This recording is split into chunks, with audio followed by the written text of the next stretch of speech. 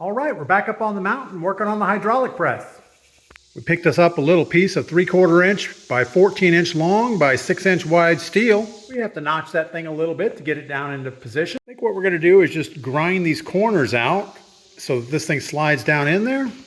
And then we'll grind these corners out so it sits down flush. Pretty much just going to be measure it with a measuring tape and hit it with the angle grinder. That should do it. All right, we put a little bit of tape here on the inside. We're going to hit this with the angle grinder. We did the same thing up there. Let's start cutting.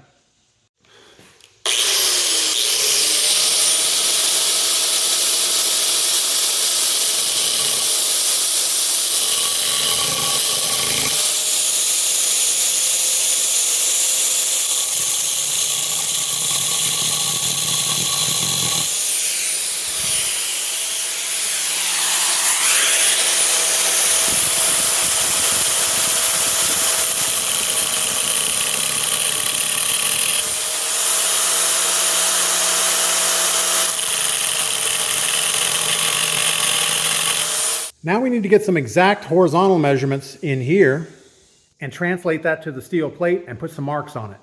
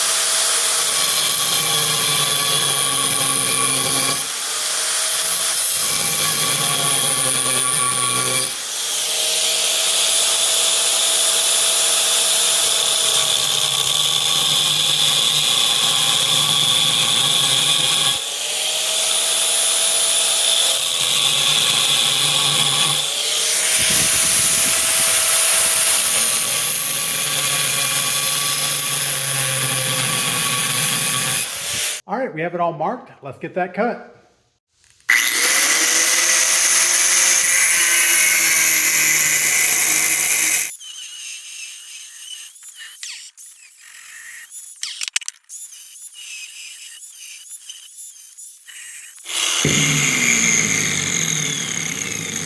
I'll tell you what, cutting that 3/4 inch plate with an angle grinder, it's not any fun.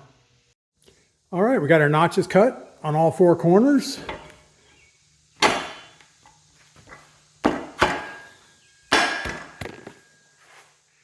Looks pretty good. It's a little bit tight, but nothing wrong with that. If we were going to do anything, we would loosen up this corner just a little bit and this corner a little bit. The other two seem to have a little bit of space on them, but we'll call it good enough for the girls we date. So I spent a few minutes and made up these fullering dies. All they are is a 1/2 inch piece of round stock welded onto a 2 inch by 2 inch block of 3/8 inch steel. The way it's going to work is one will go down here on the bottom, and this one has a nice 1.25 inch socket welded to it, and it goes right on top of this thing here. Let me see if I can push it up in there. There we go. So that will be our top die. This will be the bottom die.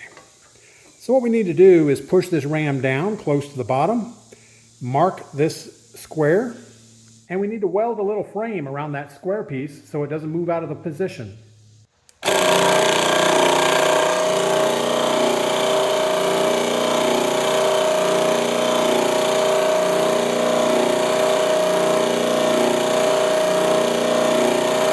All right, I'm kind of concerned the top piece. All right, we cut some 1/2 inch by 1/2 inch square stock. We have that sandwiched around our lower die. Now what we're going to do is just tack weld these corners real quick. They don't move anywhere. And then we'll do some readjusting. And if everything looks good, we'll just weld it all the way around.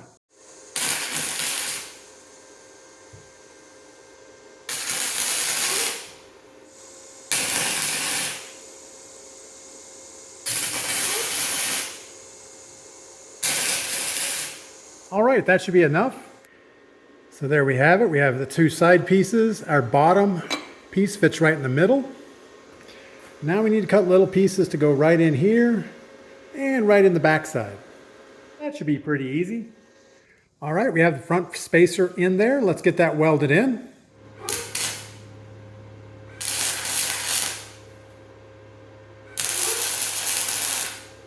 All right, that's good enough. Let's get one more spacer and we're done.